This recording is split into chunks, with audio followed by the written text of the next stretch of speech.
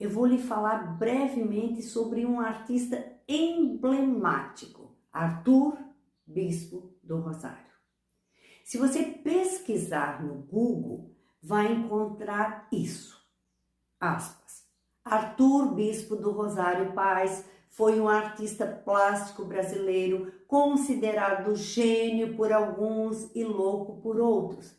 A sua figura insere-se no debate sobre o pensamento eugênico, o preconceito e os limites entre a insanidade e a arte no Brasil.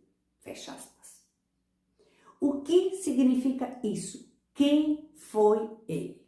Vamos lá. Arthur Bispo do Rosário nasceu em 1909 em Minas Gerais ou Sergipe, não se sabe ao certo, e faleceu no dia 5 de julho de 1989, aos 80 anos, na colônia Juliano Moreira, no Rio de Janeiro. Sim, ele era um interno diagnosticado como portador de esquizofrenia paranoide. Era negro, pobre, marginalizado e dito louco, internado num manicômio até o fim da vida. Ele serviu a Marinha de Guerra por 9 anos, foi pugilista e por conta de um acidente ele precisou abandonar a carreira. Em dezembro de 1938, ele teve uma visão com anjos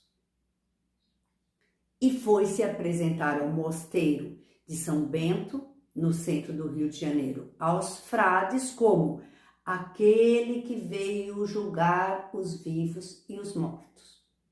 O que aconteceu? Ele é encaminhado ao hospício e depois transferido para a colônia Juliano Moreira. Entre idas e vindas, fugas e tentativas de ressocialização, em 1964, ele fica permanentemente. E o que tudo isso tem a ver com a arte? Te digo já. Olha só, ele espontaneamente se enclausura numa cela por 7 anos e com agulha e linhas que ele extrai das roupas, tecidos, cobertores velhos, faz os seus bordados e escrita. Junta varais, canecas, utensílios, talheres, madeira, arame, vassoura, garrafa, tudo que ele pode encontrar. E organiza em painéis ou envolve algumas peças em linhas. E assim ele ia construindo seu mundo imaginário num fluxo apenas, sem pensar ou pretender arte de alguma forma. E ele considerava isso uma missão, a missão de representar os materiais existentes na Terra para o uso do homem. E ele produziu muitas peças, incluindo a sua nave e o seu famoso manto. E assim ele seguiu trabalhando e produzindo no seu fluxo. 18 anos depois, em 1982, o que acontece? Por conta de uma matéria realizada para o Fantástico sobre a colônia, as suas obras aparecem na TV, despertando o interesse de críticos de arte, da mídia, do público. E a partir daí, Bispo do Rosário passa a ser celebrado como artista. E suas obras foram expostas no MAM, em bienais, em muitos espaços expositivos importantes, em exposições coletivas, individuais. Ele foi fotografado, filmado, entrevistado, tornou-se uma referência artística, uma celebridade.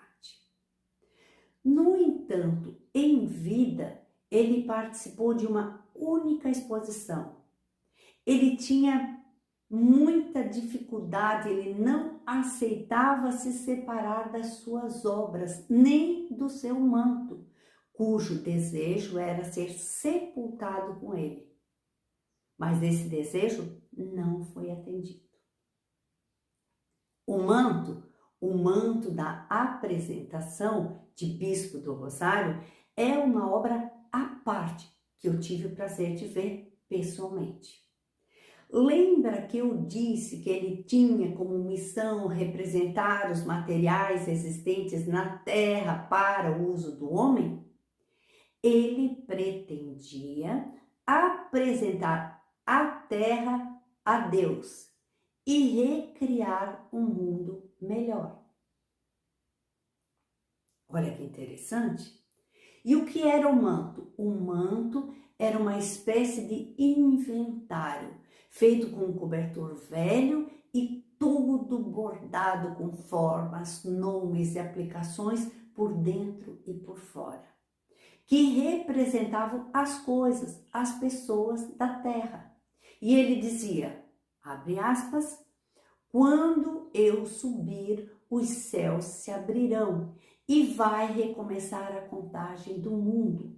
Eu vou nessa nave com esse manto e essas miniaturas que representam a existência. Vou me apresentar. Assim disse Arthur, Bispo do Rosário. E o que nós podemos entender com o trabalho desse artista? Sim, artista. E quem contestaria? Ele estava lá, isolado, trabalhando no seu projeto, na sua vibe, sem nenhuma pretensão artística. E teria permanecido assim e provavelmente, depois de sua morte, toda a sua obra teria se perdido, mas, no entanto, por força das circunstâncias, ele foi descoberto, respaldado e celebrado como artista. Suas obras e sua memória permanecem até hoje. Ele é considerado um gênio, um artista contemporâneo que ressignificou o universo. E o que foi considerado na sua obra? Por que aconteceu isso? Será que ele era um exímio bordador?